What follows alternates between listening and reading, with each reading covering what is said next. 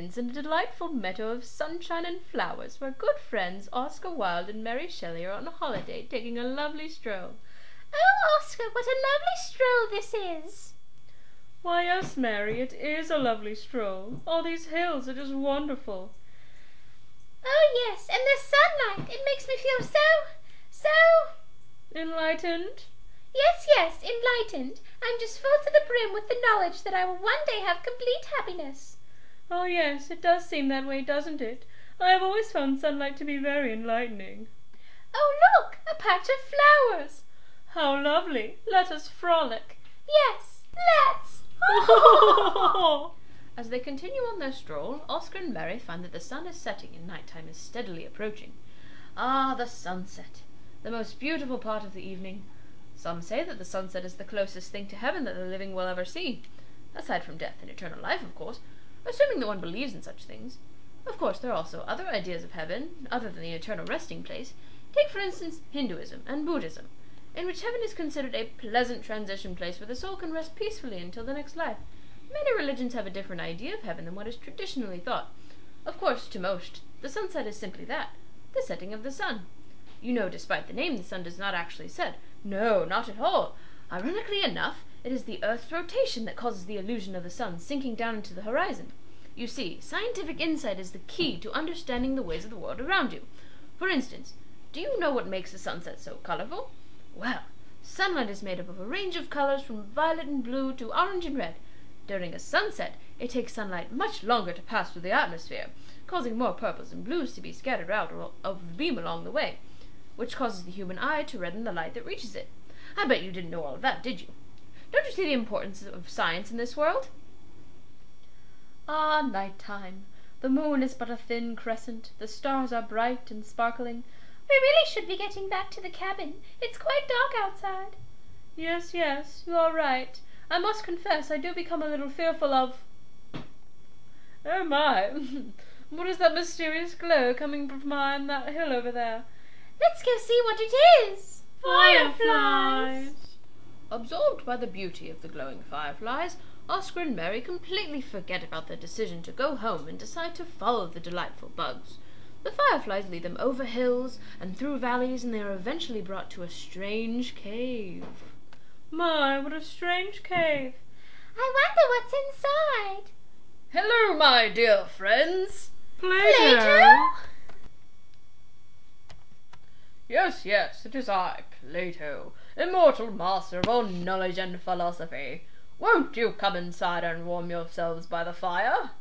They entered the vast cave and seated themselves by the warmth of a roaring fire. Your cave is very lovely, Plato. Yes, lovely. Thank you for inviting us inside. Oh, not at all, not at all. Now, tell me, have I ever told you about the great table? Not that I recall, no. Oh, do tell us, please. Well, my friends, aren't you in for a treat? You see, there is a table, a very sturdy, very well-built table. Plato fervently described the wondrous qualities of the great table and how, if found, it would bring ultimate enlightenment and knowledge of all the secrets of the world into the mind of those who made the quest for it. Mary and Oscar were dazzled by his glittering words and listened intently as they became entranced by the roaring flames.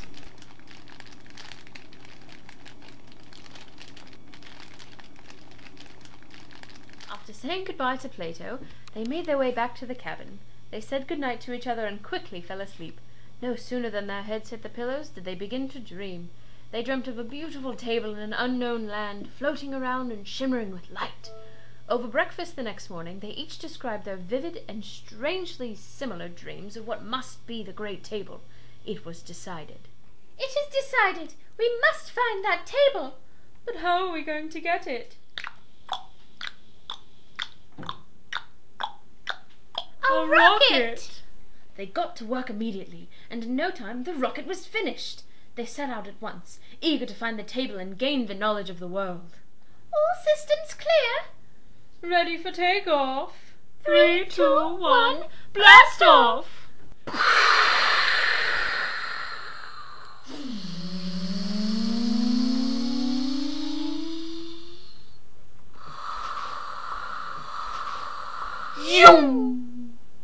Ring, ring,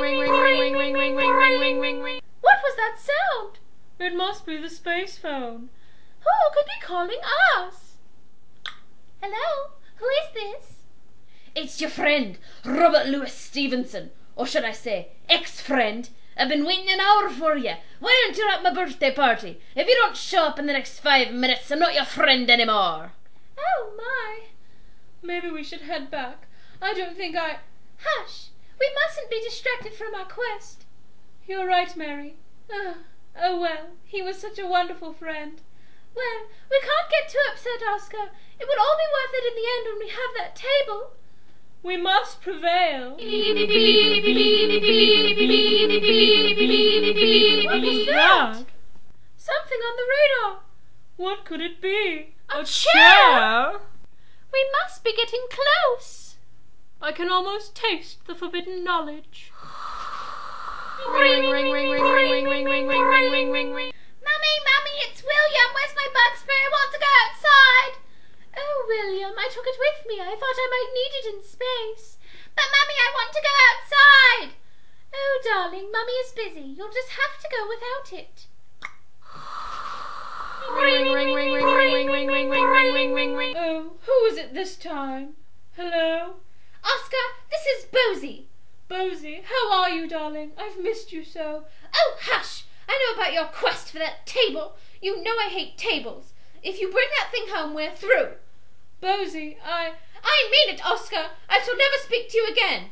Oh, my heart has been broken. How am I to go on living? Now, Oscar. Remember our quest. Isn't that motivation enough? I do suppose you're right. We must carry on. It will be all worth it in the end. Look!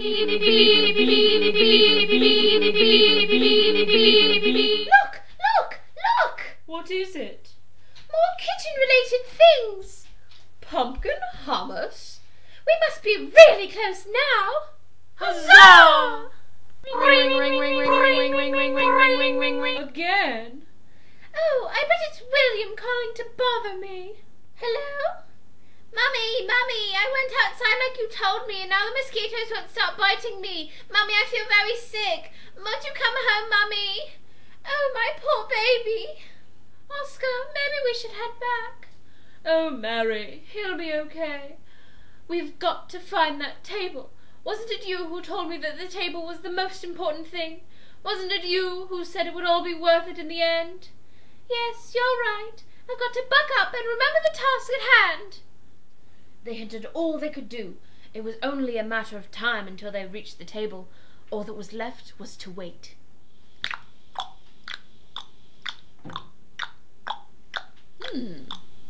Oh. King of diamonds. Go fish. 3 of hearts. Go fish.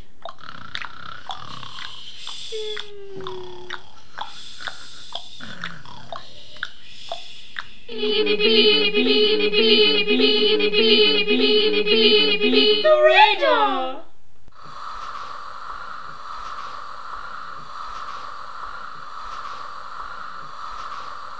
The radar! Check the window. A great table. And there it was, the fruit of their labours. The great table floated before them like a gleaming beacon of hope. They hurriedly donned their spacesuits and set out to space. Once they were out of the rocket, they floated their way out to the table. They got hold of it and brought it inside to admire the beauty of the wood grain, the smooth edges of the legs, the advanced craftsmanship of the piece as a whole. Immediately they changed course back to Earth. Once they landed, they brought the table inside. We've got to show everyone. Yippee! They left for the city as soon as possible. They were desperate to show their loved ones what they had found on their quest. Little did they know, a warm welcome home was not at hand. Oh, look! It's Robert Louis Stevenson! Let's tell him about the table. Hey, Rob! Humph! Oh dear, I'd forgotten about that. Oh well, let's go to my house and show Bosie.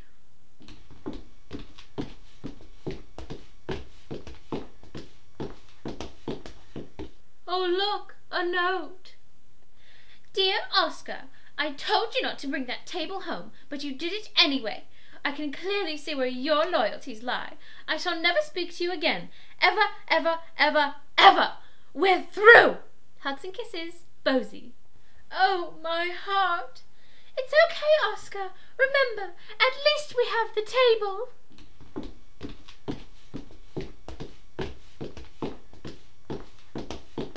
Look, it's my house. Let's tell Percy and William. You! What do you have to say for yourself? Percy, what do you mean?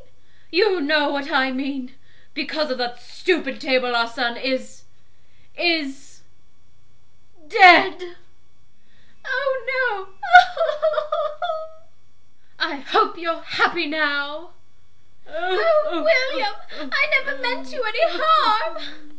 I'm very sorry for your loss, Mary, but remember, the table. Well, it's clear we aren't welcome here. Let's go back to the cabin and gain the knowledge we were promised. They made their way back to the cabin, motivated only by the hope that the table would live up to their great expectations.